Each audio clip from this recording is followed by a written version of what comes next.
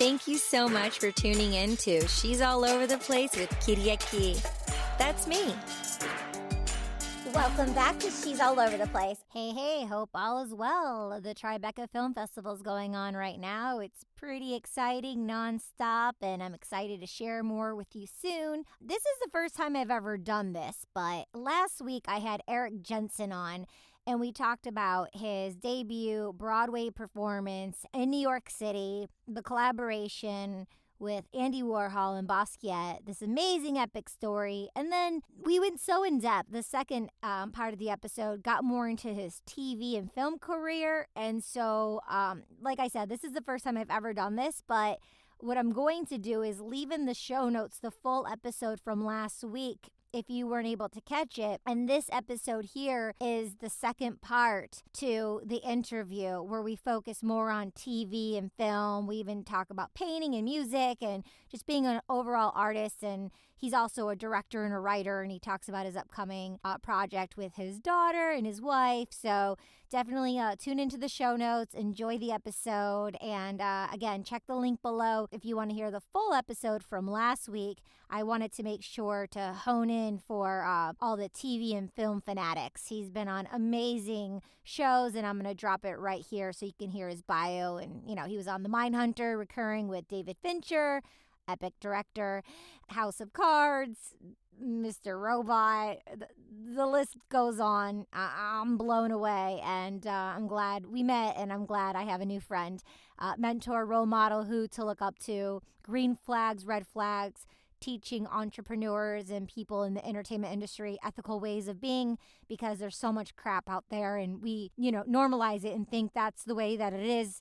And I know in part that happened to me earlier on in my career too. After I was already successful on TV shows and in movies, I met some people and they were really abrasive. And, I'm not blaming or shaming. It was just a part of my life journey and experience. And we all get to learn and grow and learn that people treat us how we allow them to treat us.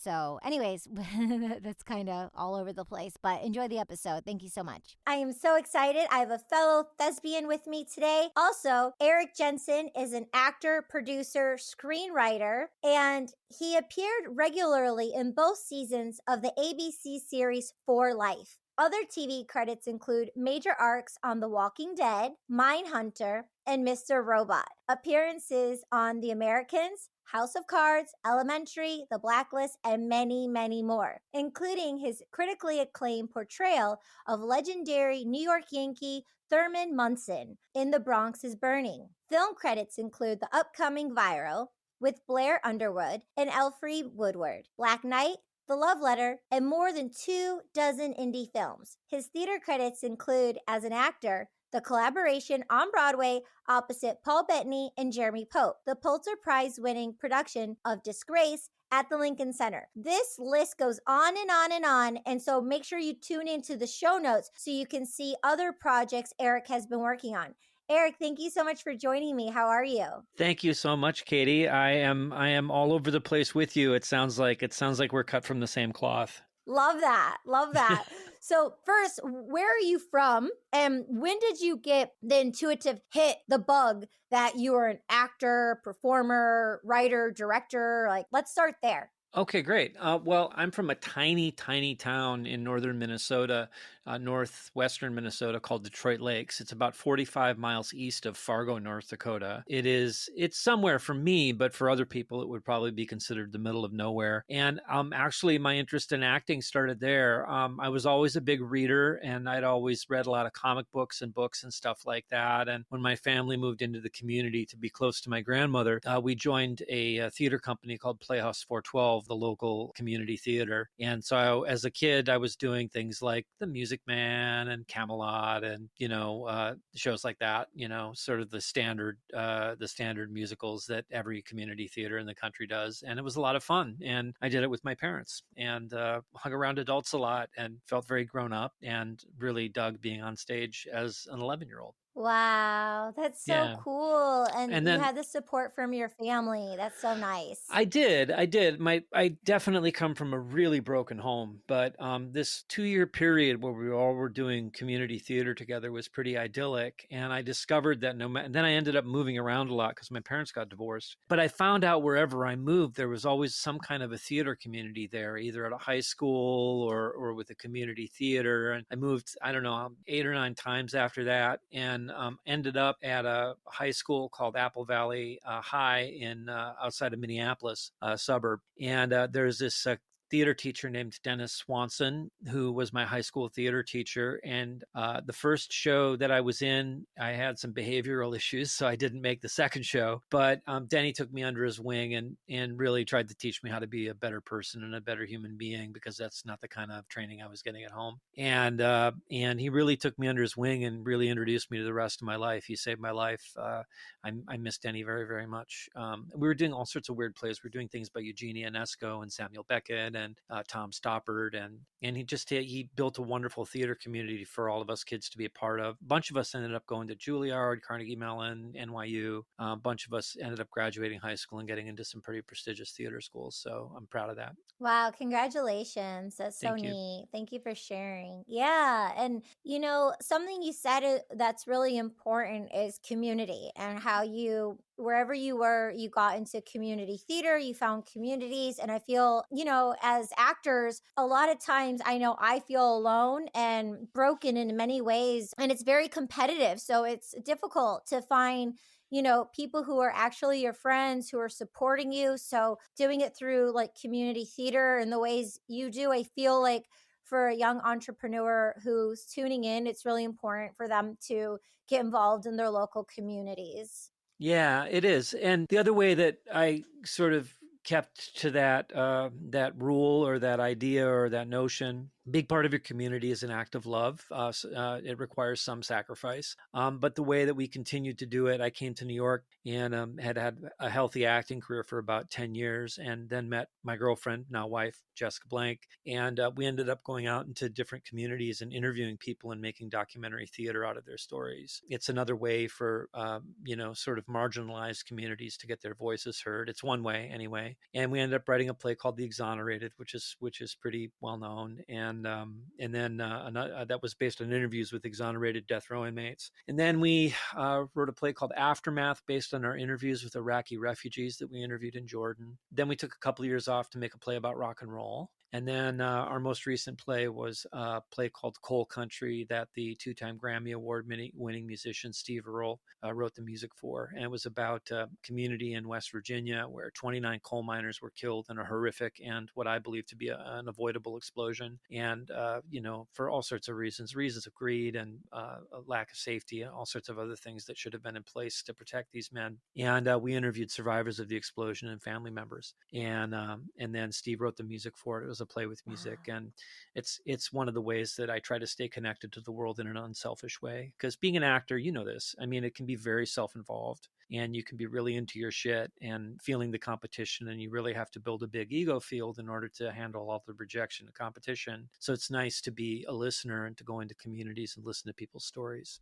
Wow, I love everything you're saying. And I love how, you met your partner and you're each other's accountability partners, and you write together, and then you see it through, and then you go on with these interests. So it's really important of connecting with people in that authentic way by being Mm-hmm. true to yourself, and wanting to hear and be interested in other people's stories, because as an actor, like, the number one thing for us to do is observe. And Right. so by and doing all this research, so you get to learn so much about humanity and history, and rewrite and tell stories from your experience. Do you want to share how that is for you? Yeah, especially for younger people out there, part of the reason that we started making The Exonerated, for example, was because, my wife and I had just met, and we were each individually very creative, and we were looking for something to do together so we could hang out together all the time and do something more than just kissing.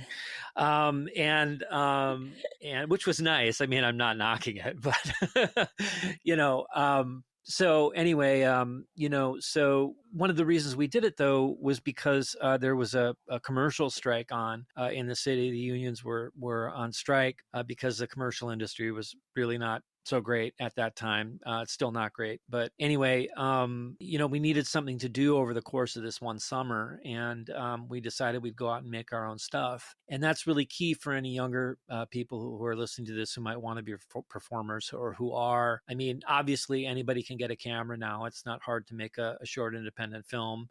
My preference is that people do it through the union, but it's not hard for anybody who's creative to pick up a camera or any kind of medium or a recording device and make a podcast or make a dramatic podcast or a dramatic movie or a comedy or even animation. I mean, all the tools are available to us now that weren't available when I was starting out. And it's such a rich world filled with all these valuable tools. And if people can make their own stuff, you're going to have people come to you a lot quicker. It beats like having your hands out and begging for a gig.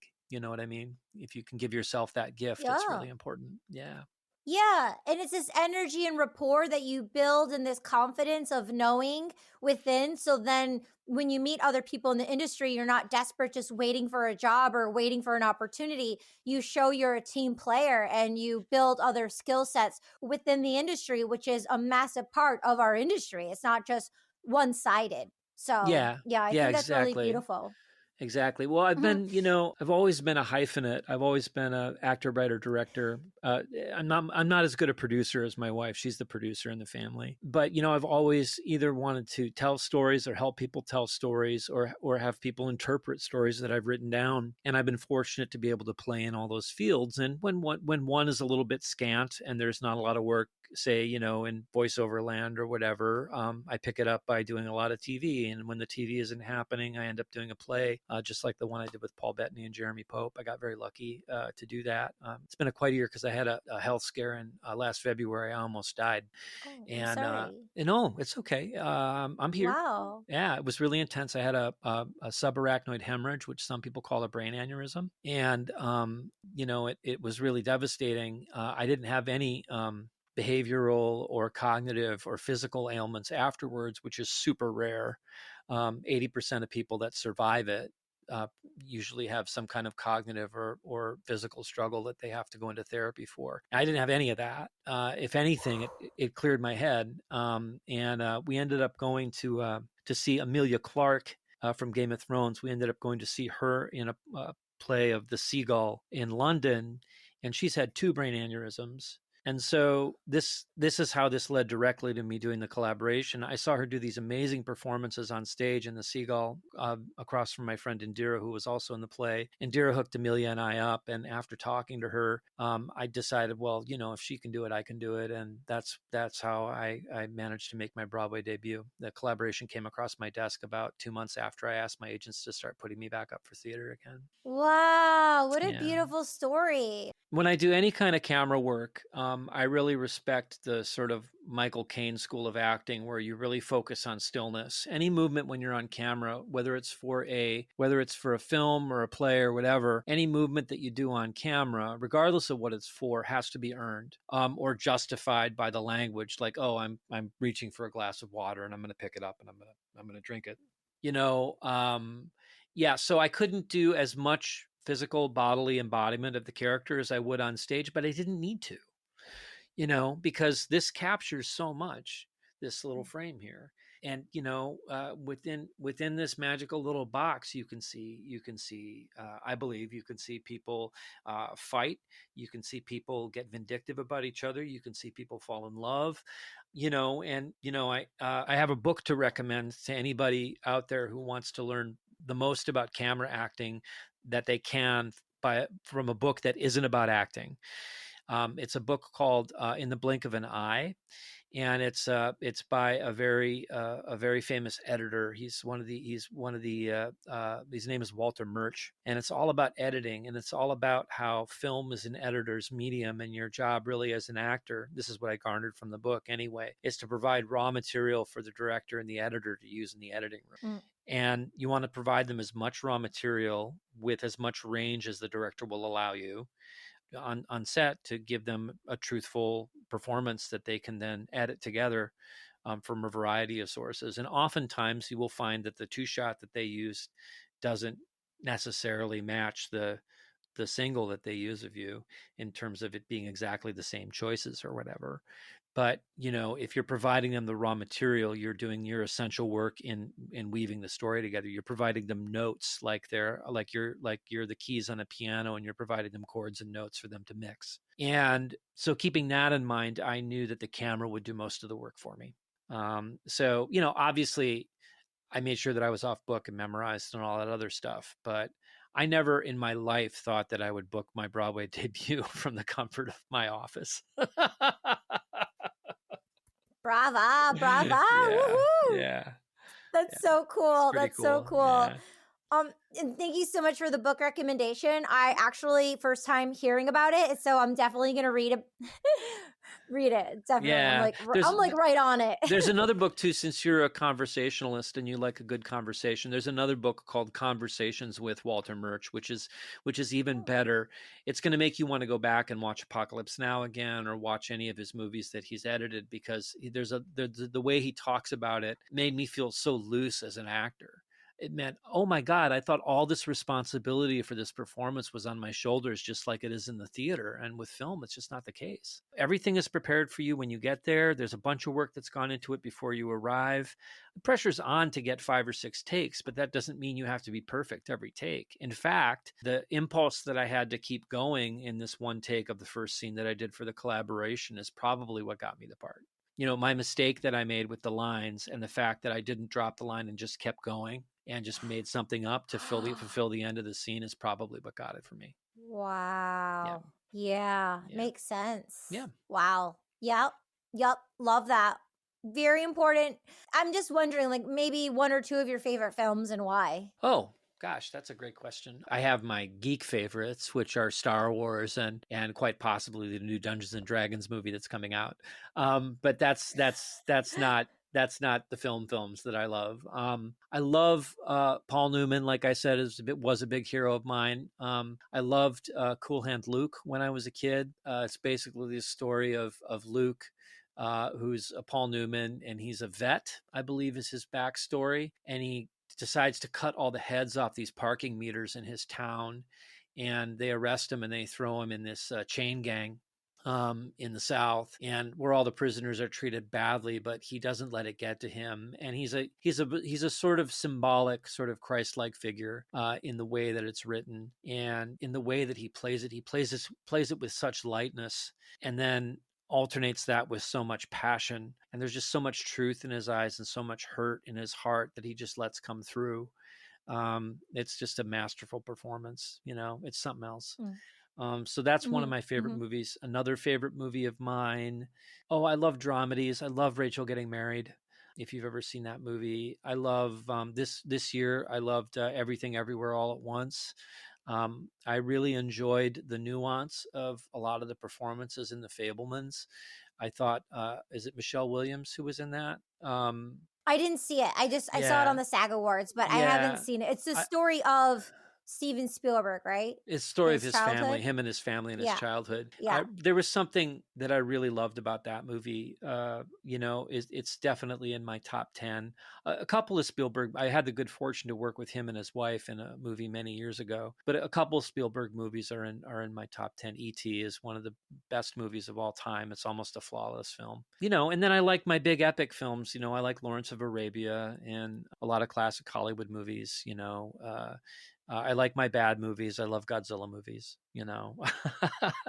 But if I could be in any kind of movie, I would want to be in a Star Wars movie, or TV show. Yeah. Well, switching gears. I mean, I think I could just go on for like 4 more hours. So yeah, I know. I feel the same way. You're great. Oh, you're so sweet. So definitely like to touch upon, your successful TV career that we mentioned in the beginning of the episode, if you're cool with that. I'm cool with that. Yeah, absolutely. I'm proud of that career. Yeah. I mean, that's what I spent the most time building in New York. I did plays I could afford. Unfortunately, plays don't pay a lot of money, and cost of living is rising in New York. So I could afford to maybe do one play every 18 months from the time that I moved here until now. And that's about what I hewed to, although I did take plays of ours to Steppenwolf and to CTG in LA, so I came to New York intending to have a theater career, ended up having a TV and film career. And then the second that I bopped out to LA to support that, I started getting auditions for all these plays again. So I ended up coming back. But TV wise, like I've worked with some really great people. I worked with Walter Hill, who directed The Warriors and came up with the concept for Alien, the first Alien movie. I've worked with Frank Oz, who is Fozzie Bear and Miss Piggy and Yoda, obviously, and just a great director. There are all these sort of legendary people that I've had the opportunity to work with through television. Wonderful director named Seath Mann, another guy named Walter. I'm forgetting Walter's name. He directed one of the Walking Deads that I was in. I've got a lot of Walters in my head. I've got an Uncle Walter too. It'll come to me. Sean Cassidy is a great showrunner, writer, former teen idol musician from the 70s, but now he's a great showrunner and writer. I've had the opportunity to work at his feet. I've found that through television, where a lot of people have a second career after they have a big movie or they have a big series or whatever, that there's a lot of real experienced people that I've spent a lot of time asking questions of. I found myself as an actor going up to the cinematographer and saying, okay, what lens are we on? Okay, and why are we on that lens right now? Okay, why are we moving the lights here? Like, can't we just keep the same light? He's like, no, because if we do that and we flop the camera around, it's going to look like the light's coming from a different place and it's going to be subconsciously weird on the film. I was like, oh, okay, that's cool. So I was always asking people from makeup to hair to the grips to the director what exactly they were doing and what their deal was. I've always found what other people do on set to be totally fascinating. So I think for most of my life I've been training for being a showrunner on a series, and that doesn't mean I'll quit acting or directing or whatever. A showrunner gets to do whatever they want to do, really. But now I'm working with as an actor I've worked with these guys, but now as a writer I'm working with them. I'm working with a guy named Tom Fontana, who created the TV show Oz and Homicide and City on a Hill, which is his most recent one. And he's just a legendary writer who loves actors. And so I'm writing with him. Barry Levinson's going to direct that one if we get all the approvals we need to get. I'm working with David Simon, who created The Wire. I'm writing with him right now. I'm writing with Ed Burns, who separately on a different project. Ed also created The Wire and Plot Against America and a bunch of other wonderful TV shows. He's an ex-cop and an ex-Marine. He's a real tough boss. But working with all these guys and women, Debs Patterson, who just directed some of the Willow series, it's such a privilege to work because everybody that I get to work with really is at the top of their game. And I feel privileged to bring in my A game because they're bringing theirs. My buddy Hank Steinberg, who was the showrunner on my show, I'm going to spend some time with him this week. And I learned more from just sitting across the dinner table from him during lunch and just listening to how he talked to his director of photography and his directors than I did, from going to acting school, just keeping my ears open. And then so Walking Dead was a great experience. Mr. Robot was a great experience. Working for David Fincher on Mindhunter was an incredible experience, unlike anything I've ever done in my life. It was like playing a piece of classical music. I just consider all these wonderful, wonderful people to be my teachers. And how is that process when you did that audition? If you want to talk about auditioning for David Fincher. I auditioned for David Fincher 3 or 4 times before I got that part. And I was like, okay, Mr. Fincher, are you going to bring me to the dance? Or are you going to just keep flirting with me? Like, what's going on here? And, but really he was waiting for the right part to come along that was effortless for me. And which doesn't mean to say that there's not effort on a David Fincher set. Everything is, I've never been more precise in terms of continuity. When I set down a pen, I set it down in the exact right place at the exact right angle on the exact right line. When I give a variation on something, I give it within very tight parameters. This is not jazz working with David Fincher. It is a piece of classical music. It is akin to Shakespeare. There is a technique involved. I even had some assistance from there was something that there was elastic that held my shirt down so the shirt collar wouldn't shift between takes. And I did I don't know how many things. I think I did 12 takes from each angle, which is completely unusual. I usually do 3 or maybe 4. If I don't get it on the first take, I'll get it by the third or fourth take. But I think it was expected by everybody that we would do 12 takes that day from this angle, and 12. That's what they scheduled for. It was so mind-blowing to be so still and to have them pick up so much. And I played a child psychiatrist in it, and I played the part very seriously. But the way David filmed it, and his crew filmed it, there was so much humor in it, which totally surprised me because I wasn't playing the joke. I was just playing the straightforward version of the scene that I felt in my body and in my head. But everything is about stillness on a Fincher set. I hope I get to work with him again because I would really like to work with him more long term than just this one little job. Yeah. And then where did you shoot it? I believe we shot Mindhunter in Pittsburgh, which is where I went to school. That's where I went to Carnegie Mellon. So it was a nice trip, full circle trip back home for me in a way.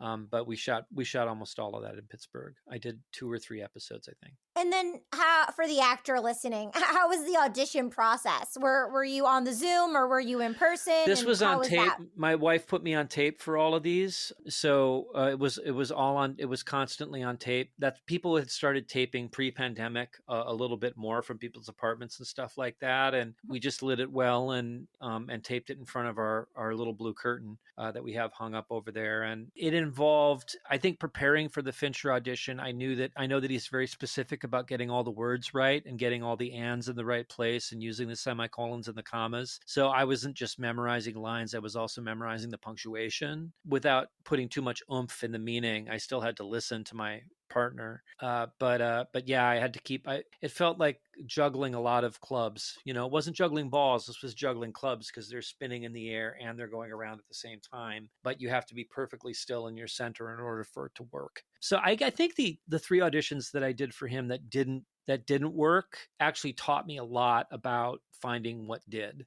It was for different projects? No, it was all for Mindhunter. Mindhunter. Yeah. Got it. So they had you retape and retape and retape. Yeah. They had me tape for 3 different parts before I booked the 4th one. Yeah. Different roles. Yeah, absolutely. So your agent is just like, what's the explanation from the agent? They want you to read for this one. They love you. They love you. They really love you, and they want to have you. They want to have you do something on this show. You must have gotten close in the last 2 or 3. And then Fincher did have me in for an audition for a movie later on, which means I'm still on his radar. Which means we'll end up working together someday. It just depends on what. He's into different shit that I'm into, like his obsessions. We didn't.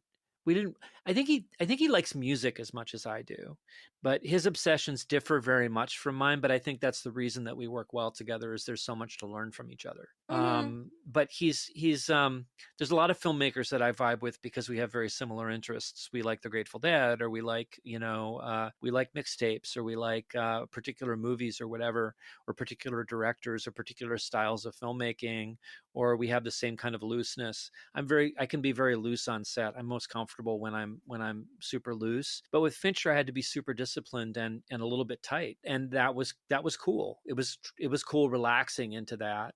But he's just one of those unique geniuses that you just get a chance to work for, and you want to do it again and again and again because Yeah, I think because of your director hat skills, because obviously Meisner, blue shirt, Meisner. Yeah, it's forget all punctuation. So I don't think Meisner is this technique at all.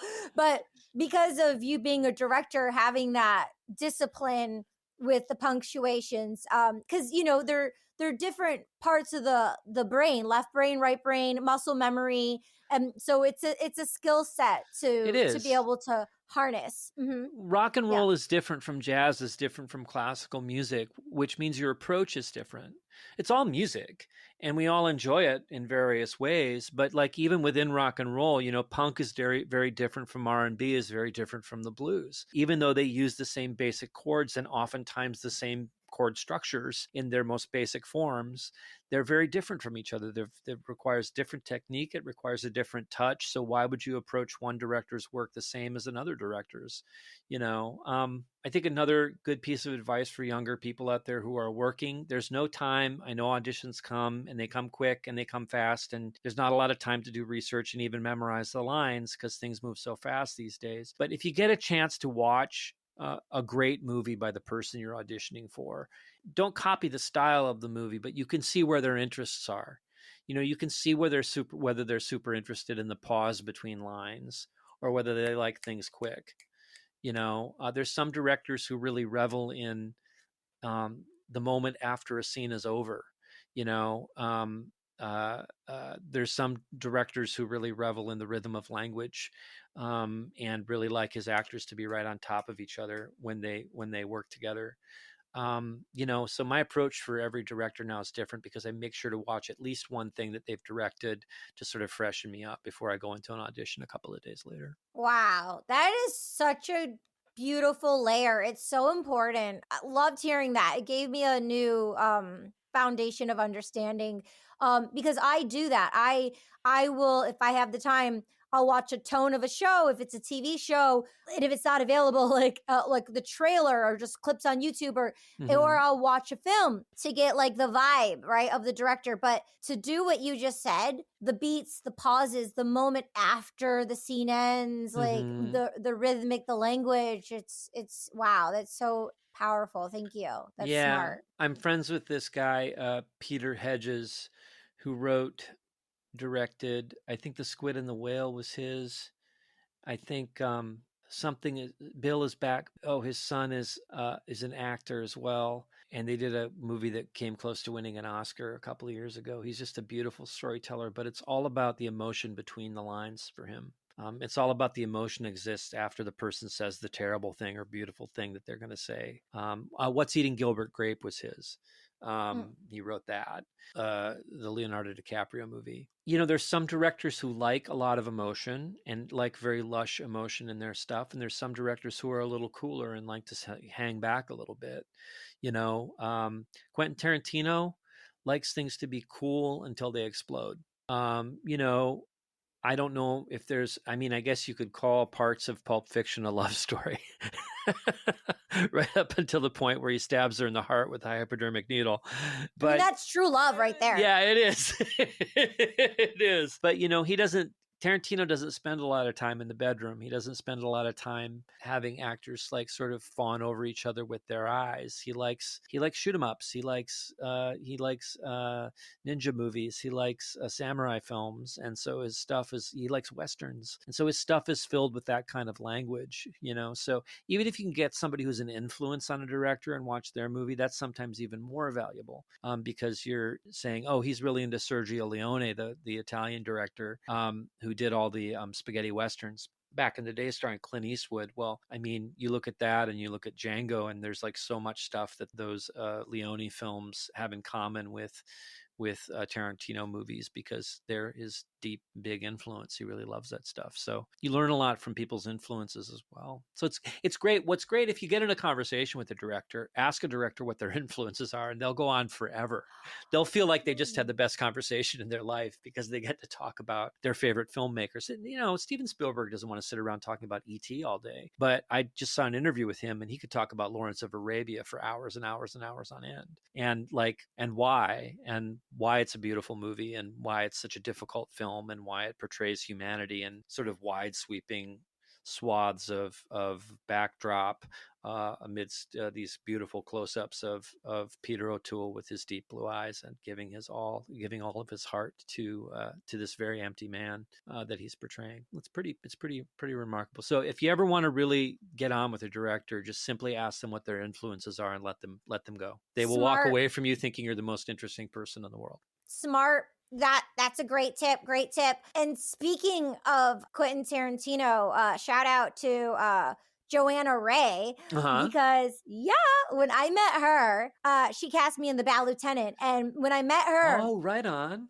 Oh my gosh, yeah, she at that point when I met her, she, told me she was in casting for 25 years and she cast all of his films. Right? Right on. Sure. And also I met You did that in New Orleans, right? Yeah. Yeah. And then Jenny Ju, she was there too. She was her casting partner at the time. Not sure if they're still working together or not, but yeah, it was fantastic. To shout out to the lady casting directors, and it was just so amazing when I met her. I just felt like legendary just to be in such great company. So yeah, totally. when you're in those moments, it's like really to acknowledge and appreciate them. It's so important. Yeah. I mean, it's casting directors. There should be an Oscar category for casting directors. There isn't. I think that should change. They are your most stalwart allies. If you can bring in good work, even on the ones you fail on, as long as you can bring in a choice or bring in some kind of work for them that's a take on what they have, it might not be the best choice for the movie, but it might be really interesting for them. I always try to bring a casting director who especially ones that I have a close relationship with, I always try to bring them in my best work and feel a little sad when life gets to me and I'm not able to memorize as hard as I usually do. And when I'm not able to put in the 100, because life happens, when I'm not able to put in the 100% for somebody, it really bums me out. So I try to make extra time for those casting directors who have been my most loyal allies in this business. They're very important people. Yeah, love the casting directors. So since you touched on the subject, I mean, if it's okay, like how is it for you, like you said, with mental wellness and, giving it your all and maybe not being able to be off book? Nowadays, I feel, let me know if I'm wrong, because you probably audition way more than me, but through my journey thus far, I feel they give less material than used to. Like before, you get like 5 different scenes, 26 pages, 12 pages, 2 days go. Yeah. So how is it when you can't be off book? Like, what do you do? Well, I mean, it depends. Part of it is a volume problem for me, especially since finishing the collaboration. There's a lot of people now who fortunately want to hire me or at least want to audition me and who are at least considering it. And so like if I get 3 auditions that have to be turned over in 72 hours and 2 of them are 9 pages long, of 9 pages of sides, like 3 to 4 scenes, that's a lot of material to give an actor for them to be able to memorize. I hope I'm not poking the bear by saying this. Sometimes memorized enough has to be enough. And there's things that I've booked that I was looking down at the page quite a bit during the audition and felt like, well, I was looking down at the page. They're not going to hire me, but they're seeing my interpretation. And they've seen actors on set hold the lines and get ready to do the scene or whatever. Usually for those situations where I've got 14 pages of sides to memorize and there's a lot of action and I got to hold up a gun and tell people up against the wall and there's a bunch of shit going on. For those, I'll have the sides kind of at the ready and I'll try to go over the main beats of it and I'll let the emotion carry me. But for more specific things, I just had this interesting audition for something that takes place in West Virginia. It's a ghost story, and it was playing this guy who's in charge. I can't go into too much more detail than that, but he's a powerful guy in the community, and definitely the villain of the movie, but a nice guy villain. You know what I mean? And that was only 4 pages, so I was able to give it due diligence and memorize it. But on the flip side, this other audition that I got, great movie, super cool, great pedigree, a lot of awesome people in it. They sent me 14 pages of what was effectively the same scene. And so they were all action scenes, which means they want to check that I can do action. But I could have actually given them a lot more if they'd sent me 1 action scene and a talkie scene. If they'd sent me half the number of pages, I could have done twice the work for them, And sometimes that's first time directors, who really need to see what somebody can do. But, sometimes it's people who haven't been around actors a lot. There's a lot of editors who become directors and maybe don't know that we're not memorizing machines. We're not machines, we're people, but it all depends. I try to be cold off book for everything. And as long as I'm 75 to 80% there, I feel like that's a successful audition for me. But again, I think that because people are self-taping, I think the powers that be feel like we have all the time in the world, and we don't, and so you've got to decide for yourself what your best. I always feel better. Like, for example, for the collaboration, I memorized that all before the first rehearsal. Now, of course, the play changed through rehearsal, so I had to memorize it again and again and again. But this movie that I'm doing with Sadie this summer, I'll be completely off book for the whole movie, so I don't have to think about it. By the time we start shooting, I don't want to spend the days memorizing my lines and directing and talking to the camera person and making sure that the location is solid. I can't do all those things at once. So the memorization is the one thing I have control over. And that's the last time an actor has control over the script is the memorization phase. So I mean, I have some mixed feelings about it, but I feel like as long as I'm 80% there, that's respectful and isn't blowing people off. I tried in my early years, like doing the Spencer Tracy, I don't like to rehearse thing and just read off the page in the room, but that wasn't really working. And I didn't my young self didn't understand that Spencer Tracy was a genius. I wasn't a genius. So having that approach wasn't the best for me. I like to be fully off book before I hit a project. And then lastly on this topic, so with the self-tapes, and I've gone in when I was in LA and even here in New York, when I went to a reader, just because I didn't want to deal with the editing, I didn't want to deal with the anxiety of all the other stuff. I just wanted to show up, act, leave, and just receive the link to send, right? Mm-hmm. I just didn't want to do it. But now these taping services, right? And sometimes I did some home auditions where I was with my mom and, she would be like the DP recording me. Mm-hmm. Sure. Thanks, Mom. And read it. Thanks, Mom. And reading with me, but her voice sounds like a 14-year-old. So it's like really particular. She's so innocent and cute. So it's so particular of like what she can read with me. Right. But she's great. But, people are doing iPads, right? And like not having paper in hand and having iPads, and literally like these taping services offer, and they charge extra money for it, by the way. Oh. But for you to read it off an iPad, do you do anything off a iPad, a digital screen, or do you always have the paper? And even if you have it memorized, do you hold the paper as well? I do hold paper, but the only thing, the thing that my attention should be most on is not an iPad in front of me or cue cards or anything like that. The thing my attention should be on is my partner. And if I'm reading human behavior and responding to human behavior, it's much better than. And I can, as a director, I can see when people's eyes are moving on an iPad.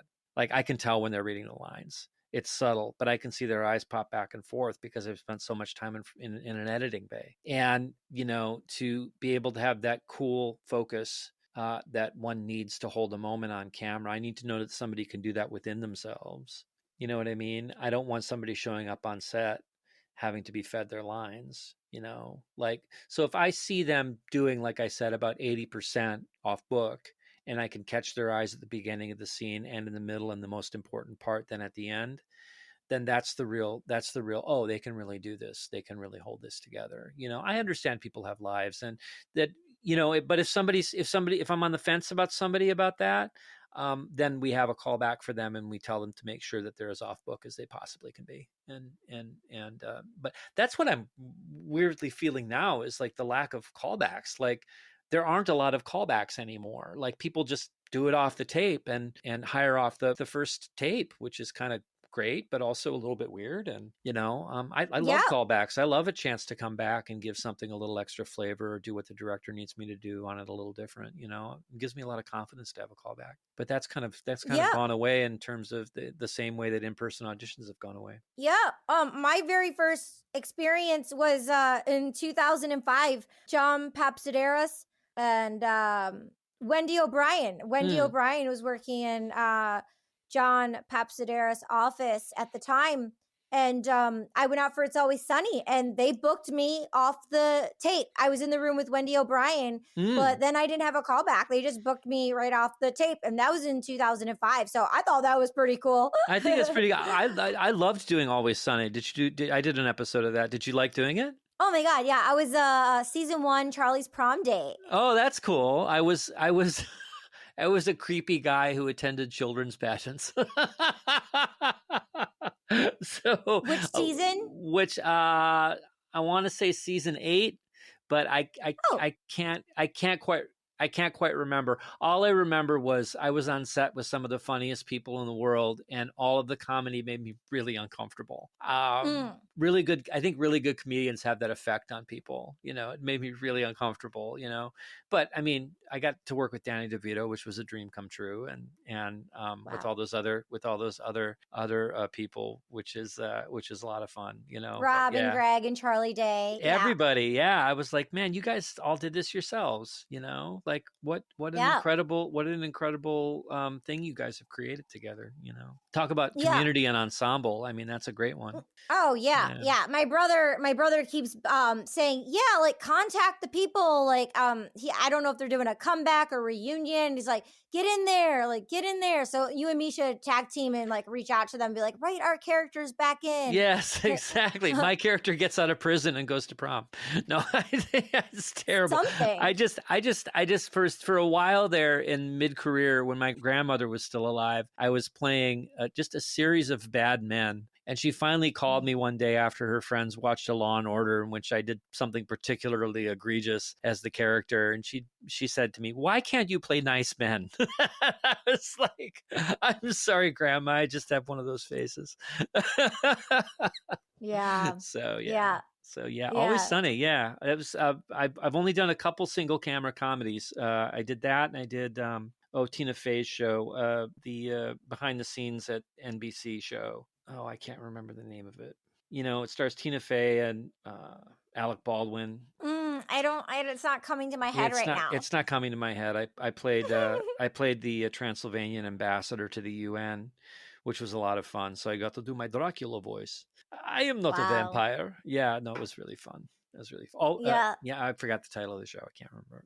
You really need to pivot into more voiceovers every day with all your voices that you do. I really want to do. I had a great cartoon audition for Cartoon Network the other day for this like sort of show about a court. And it was like all these funny, like little English voices and British voices and voices of different types of royalty and their servants and stuff like that. And it was a hoot. It was so much fun. And I was making my wife laugh in the other room. She was having to like put her hand over her mouth because I was doing all these silly voices. And it requires such commitment. And it's fun to do funny voices. It's fun to like make big, giant, cartoonish choices that you would never make on camera. It's a lot of fun. I like exploring that world. Yeah, definitely. Oh my God, this has been so wonderful, and I would love to invite you to come back on. I would love to come back on. I'll come back after we've directed our movie with my daughter. I will come back and maybe Sadie will pop in and say hi, and we can ask her some questions about her first movie experience. Yeah, would love that. Does that sound sounds like fun? Really good. Yeah, awesome. Yeah, sounds like fun. I mean, there's just so much we could talk about because, like, I'm like, oh, I was on Law and Order too, like SVU. Like that was really cool. Did you work with Mariska on SVU? Did you work with Mariska Hargitay? I didn't. I worked with Ice-T. Oh yeah, he's great. The blonde lady. Yeah. Okay, I got you. Names today are just not sticking with me. Yeah. We're almost like 2 hours in right now. So our brains are like, it's maybe it's time to wrap it up. But I really have. It's just a testament to your wonderful interviewing skills and your interest in the world and your love of life. And I really appreciate you having me on. It's a real privilege, and I have a lot of gratitude for being here to talk with you. I receive it. It means a lot. Thank you so much. Cool. I really, really appreciate that. Thank you. And I know there's been so much value for the person tuning in. I normally say share this with one person, but please go ahead and share this with like 5 to 10 different people. Everyone loves entertainment. Everyone loves theater, movies, TV shows. A lot of people want to be actors, had dreams of being an actor, and we just had an amazing guest on, Erik Jensen. Would love for you to re-listen to the episode. Take notes. When you pass on the episode, let them know in advance. Take notes because there's some really cool pointers to write down. share it on social media. Make sure you're subscribing and liking. Definitely check out the show notes. Follow Erik. And we'll see you next time. Thank you so much. Thanks a lot. Thanks for having me. Oh, what? You want to mention my podcast? Two things. Yes. Two things. One, we do giveaways every single episode. So it doesn't matter if you're listening to this episode today or 4 years from now. There's an email or the contact. Write in Erik Jensen for the subject and enter in the giveaway. And maybe you can have a 15-minute call with Erik, maybe a signed headshot. So, anything could happen. We have a lot of artists on the show. So we're always doing giveaways no matter what it is. So when you hear it, it's not too late. I like to include you. We're a part of the ripple effect. We're caring and sharing and gifting and giving so much. So Sure. It's my pleasure to make sure that you win something. Yes. And then please, I'll put it in the show notes, but what's your podcast? I have a podcast with my friend Phaedra Al-Casey, and it's the two of us talking about Dungeons and Dragons and storytelling. It's called BardQuest Empire. It's on all of the podcast platforms, and it's the two of us talking to some of the best storytellers of our time, including the main showrunner of the Walking Dead universe, people like Joel Marsh Garland, who starred in Orange is the New Black. Really great storytellers, from actors to directors to writers to video game designers, and we talk about Dungeons and Dragons and the influence it's had on their storytelling overall. And the episodes are about 90 minutes each, and it's a good listen on the subway. This has been one of my favorite episodes. Thank Mine you so too. much. I appreciate you. I appreciate you too, Katie. It's been a lot of fun. I mean, I could literally keep going, but I'm just want to be really mindful. So Copy that. I hear you. Okay, make sure you're liking, subscribing, and sharing this with at least 5 to 10 people. We'll see you next time. Bye. Bye-bye. Thank you so much for joining us. We'll see you next time. Kitty over and out.